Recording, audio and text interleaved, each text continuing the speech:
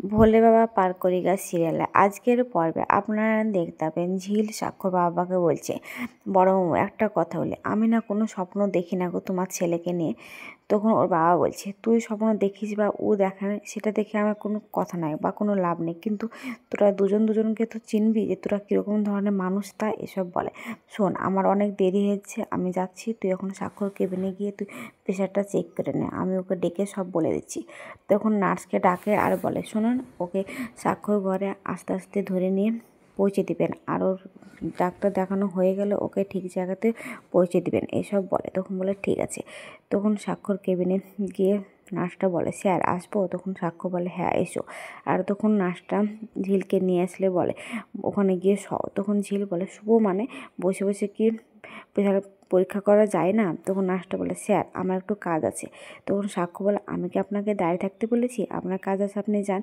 তখন নার্সটা বাইরে বেরিয়ে আসলে দেখে জ্যোতি ম্যাডাম ওদিক থেকে আসছে, আর তখন বলে, সাক্ষ্য আছে কেবিনে? তখন বলে, হ্যাঁ আছে, উনি ওনার ওয়াইফকে দেখছেন। তখন বলে, মানে? তো ওনার ওয়াইফ খুব অসুস্থ, তো মাথা ঘুরে পড়ে গেছিলো, তাই প্রেশার মাপছে। তখন বলে, ও আচ্ছা ঠিক আছে। এদিকে সাক্ষ্য ঝিলের প্রেশার মাপে, আর তখন দেখে বলে, প্রেশার তো একদম খুব অল্প, তোমার এই কারণে তুমি মাথা ঘুরে পড়ে গেছো, এখন থেকে বেড রেস্ট, এসব বলে। তখন ঝিল বলে, বেড রেস্ট মানে?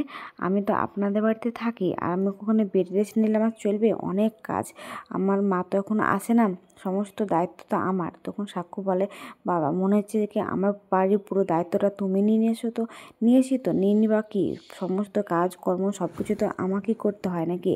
তখন সাক্ষ্য বলে, বেশি কথা বলো না, দেখি এদিকে সরে এসো, চোখটা দেখি। বলে চোখটা দেখে। তখন ঝিল মনে মনে বলে, আর কতক্ষণ যে এভাবে চলবে, আমার খুব অস্বস্তি হচ্ছে, উনি আমাকে টাচ করছে বলে কি আমার এতটা অস্বস্তির কারণ, এসব বলে।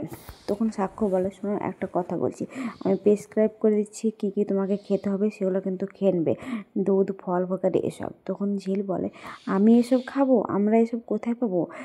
এসব বলে। তখন বলে, কোথায় পাবে মানে? এসব আমি জানি না কো, আমাদের কত পয়সা আছে সাক্ষ্য স্যার, আপনি বলেন, আমাদের তো অল্প সামান্য পয়সা, এসব বলে। আর একটা কাজ করুন, যারা এসব খেতে পারে তাদেরকে একমাত্র এসব আপনি প্রেসক্রাইব করুন। তখন সাক্ষ্য বলে, তাহলে নিজের প্রেসক্রাইবটা নিজেই করে নাও, আমি অন্তত সিগনেচার করে ওখানে পাঠিয়ে দিচ্ছি। তখন সেখানে চৌতি আসে আর বলে, আসবো? তখন সাক্ষ্য বলে, বাবা আমার কেবিনে আসার জন্য তোকে আসবো বলতে হবে? তখন বলে, ঝিলের বলে শরীর খারাপ, মাথা ঘুরে নাকি পড়ে গেছিলো। তখন ঝিলের কাছে আসে আর বলে, ঝিল ভালো আছো? তখন বলে, হ্যাঁ একটু ভালো আছি। তুমি বলে মাথা ঘুরে পড়ে গেছিলে, তো হ্যাঁ, এখন বা বমি টমি পাচ্ছে নাকি? তখন সাক্ষ্য বলে, চৌতি এসব তুই কী বলছিস? তখন চৌতি বলে, না রে বাবা, একটু মজা করছি। তখন সাক্ষ্য বলে, মজা করছিস মানে? এটাকে আমরা মজার চলে নিচ্ছি? তখন ঝিল বলে, আমি এখন আসছি স্যার। তখন সাক্ষ্য বলে, ঠিকঠাক যাবে ওখানে, আর ওখানে গিয়ে তুমি শুয়ে পড়বে, আমি সব কিছু বলে দিচ্ছি। তখন ঝিল ওখান থেকে বেরিয়ে গেলে তখন সাক্ষ্য চৌতিকে বলে যে, সত্যি রে ওর মাথাটা ঘুরিয়ে গেছিলো, আর সত্যিও খুব অসুস্থ, আর ব্লাড প্রেশার একদম লো, এসব বলে। তখন চৌতি ঘর থেকে বেরিয়ে চলে গেলে সাক্ষ্য বলে, চৌতি শোন একটা কথা বলি, চল আমরা দুজনে একটু কফি খাই। তখন বলে, না রে, আমার কফি খাওয়ার সময় নেই, বরং তোর বউকে নিয়ে তুই কফি খা, বলে সেখান থেকে চৌতি বেরিয়ে যায়। অন্যদিকে দেখা যায় যে বাড়িতে সাক্ষর বাড়িতে এসেছে ঝিলের মা, আর তখন সাক্ষর মা বলছে, কী চাই এখানে? তখন বলে, না আমি এখানে এমনি এসেছি, মানে আমার মেয়েকে দেখতে এসেছি। তখন ঝিল সেখানে আসে আর বলে, মা তোমরা এখানে? তো হ্যাঁ, দুদিন তো তোকে দেখিনি, তাই তোকে দেখতে এসেছি রে, তুই কেমন আছিস? আর তুই তো যা শোনার ফোনও করিস না, কেন ফোন করিস না? তখন ও দিদি বলে, তো হসপিটালে গিয়েছিলাম, তুই সেখানে তোর চেয়ারে ছিলি না, আমি খাবারটা রেখে চলে এসেছিলাম, তুই ভালো আছিস তো? তো হ্যাঁ ভালো আছি। তখন সেখানে সাক্ষর বাবা আসে আর বলে, ঠিকই আছে, তুমি দেখতে আসবে না কেন? এসব বলে। তখন ঝিল বলে, কেন তুমি এখানে এসেছো? তখন সাক্ষর বাবা বলে, এটা আবার কীরকম কথা ঝিল, তোর মা তোকে দেখতে আসবে না খো? এসব বলে। তখন সাক্ষর মা বলে, কতদিনই বাদে এখনই যে দেখতে চলে আসতে হবে? তখন সাক্ষর বাবা বলে, এটা আবার কীরকম কথা, একদিন দেখুক না, দুদিন দেখুক না, নিজের মেয়েকে দেখতে আসতে পারবে না? এসব কথা বলে।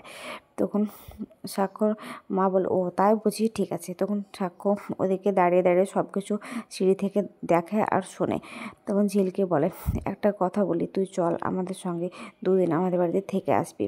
তখন ওর বোনও বলে হ্যাঁ চল না আমাদের বাড়িতে, তাহলে খুব ভালো লাগবে আমাদের, তোকে কতদিন আমরা কাছে পাইনি এসব বলে। তখন বলে যে কি আমার তো এখন রিহার্সেল আছে, রিহার্সেল করার জন্য তো আমি বেরোচ্ছিলাম। তখন সাক্ষর বাবা বলে বেরোচ্ছিলি মানে, তুই তো খুব অসুস্থ আর তুই বেরোবো বলি কি আসবে, তোকে আমি কোথাও যেতে দেবো না খুব বেরোতে। তখন ঝিলের মা বলে অসুস্থ মানে কি হয়েছে? তখন সাক্ষর বাবা কিছু না বললে সাক্ষর মা বলে ও মাথা ঘুরে পড়ে গেছিলো, প্রেশার লো, ভালো মন্দ ফল ফেকার তো খায়নি কখনো, তাই হয়েছে কি যে দুর্বল, তুমি তোমার প্রেশারটা মাপো, দেখবে তোমার প্রেশারটাও কম আছে, আমাদের বাড়িতে তো খাওয়ার কোনো ঘাটতি নাই খো। তখন সাক্ষর বাবা বলে হ্যাঁ তুমি ঠিক বলেছো, আমাদের বাড়িতে খাবার দাবার সব আছে, কিন্তু সেটা আমাদের জন্য আছে, ওর জন্য কিন্তু নেই। ও সকালবেলাতে কিন্তু না খেয়ে চলে যায়, আর ক্যান্টিনে গিয়ে কি একটা খায় কি খায় না আমি বলে দিয়েছি বলে সেখানেও বাতিল করে দিয়েছে, সেখানেও কিন্তু খায় না কো, এসব বলে।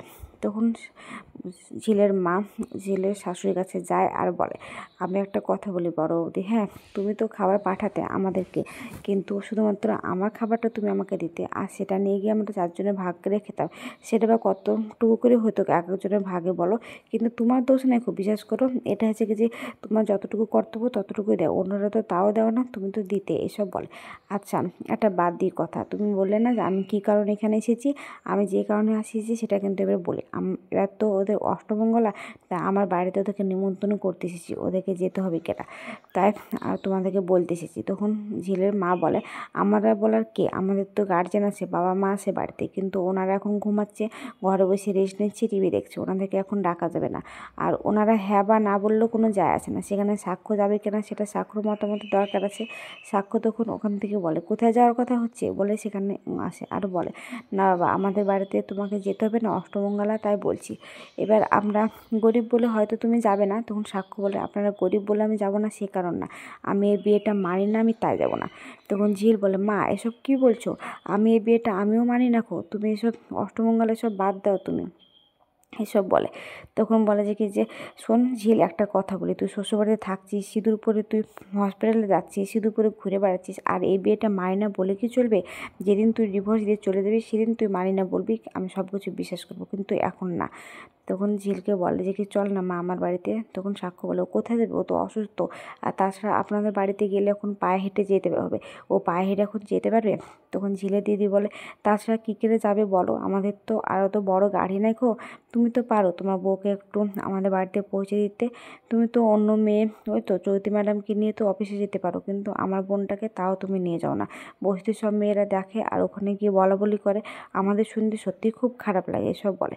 তখন ঝিল বলে যে আমি যাব তোমাদের সঙ্গে, আমার খুব মন খারাপ করছে। তখন সাক্ষ্য বলে কোথায় যাবে তুমি, কোথাও তোমাকে যেতে হবে না, তুমি এখন অসুস্থ। তখন বলে না আমার খুব মন খারাপ করছে, আমি অনেকদিন মায়ের কাছে থাকিনি তো, তাই মায়ের কাছে থাকবো, আর বাবাকেও আমি সেরকমভাবে দেখিনি কো, তাই দেখতে যাব। তখন সাক্ষ্য বলে তোমার মাকে তো তুমি দেখে নিলে, আর তোমার বাবা তো কত রাতে আসে মদ টদ খেয়ে, আবার কখনো আসে কখনো আসে না, ওই তো মেনুকা মাসি বলে একজন বক্তৃতা আছে, তার কাছেও নাকি থেকে যায়। তখন ঝিলের মা বলে হ্যাঁ ঠিক বলেছো বাবা, আমাদের বস্তিতে না আমাদের সব একটা করে গল্প আছে, কিন্তু এই গল্পটা বিশেষ করে আমরা তৈরি করিনি, নিজে নিজে আপনা আপনি হয়ে যায়, ঠিক আমার মতো আমার মেয়ের গল্পটাও কিন্তু হয়ে যায়। দেখো আমার স্বামীও এরকম করে, আর তুমিও কিন্তু ওকে এখানকার যোগ্য সম্মান দিয়ে কিন্তু রাখো না কো, তুমি ওকে নিয়ে যেতে পারো না নার্সিংহোমে, গাড়ি থেকে নিয়ে গেলে মানুষ মানে বাদে, কিন্তু ঠিক চৌতি ম্যাডামকে কিন্তু নিয়ে চলে যাও, এটাও কিন্তু একটা তুমি গল্প তৈরি করছো আমার মেয়ের জীবন নিয়ে, এসব বলে। তখন ঝিল বলে আমি একটু যাই না, গেলে কী অসুবিধা আছে, আমি ঠিক চলে যাব, আর তাছাড়া তোমার রিহার্সালও আছে। তখন সাক্ষ্য বলে রিহার্সালটা অন্য দিন করবে, আর নাহলে যেদিন প্রোগ্রাম আছে সেদিনই সরাসরি গিয়ে তুমি গানটা গাইবে, এসব বলে। তখন সাক্ষর বাবা বলে যে কি ঝিল একটা কথা বলি, যখন তোকে সাক্ষ্য বারণ করেছে যেতে, তাহলে তুই যাবি কেন? তখন সাক্ষ্য বলে বাবা আমি কিন্তু ও আমার একটা পেশেন্ট, তো সেই হিসাবে কিন্তু আমি বারণ করেছি, তাই এসব বলার কোনো কারণ নেই। তখন সাক্ষর বাবা বলে যে হ্যাঁ আমিও সেই হিসেবে কিন্তু বলেছি, তুই ওর বউ তুই ওর স্বামী বলে কিন্তু বলেছিস, সেটা বলছি না। আজকের পর্বটা কেমন হয়েছে ভালো লাগলে কমেন্ট শেয়ার সাবস্ক্রাইব করতে